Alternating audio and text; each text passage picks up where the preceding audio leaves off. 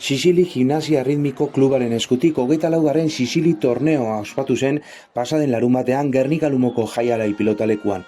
Guztira 40 talde inguru batu ziren estatu mailako erkidego desberdinetako ordezkaritzarekin eta 430 gimnasta zeuden izena emanda. Goizeko sari banaketan Jose Mari Gorroño alkateak ere hartu zuen parte.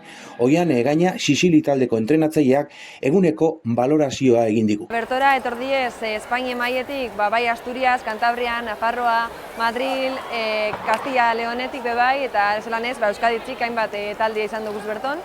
Eta guretzako oso garrantzitsua da talde askok parte hartzie, ze holan Espainiako nazionalerako prestatzen diez neskak bebai. Eta orokorrien partaidetza handiz izaten du eta horton bebai betikulez jente asko anime da, lauren gimnasta inguru izan duz. Eta espero dugu datorren urtietan beholan segitzie eta nazionalera begire lan on bat eitzie danak.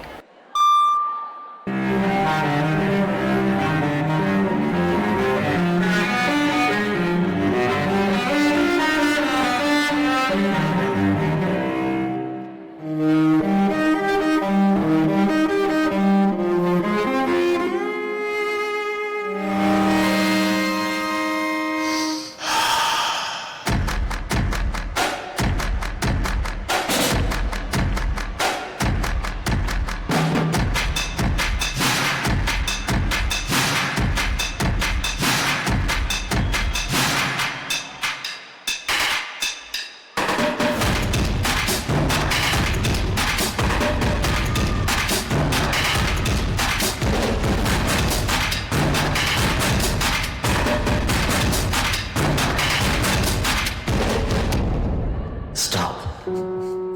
Don't say anything. I am here to help you.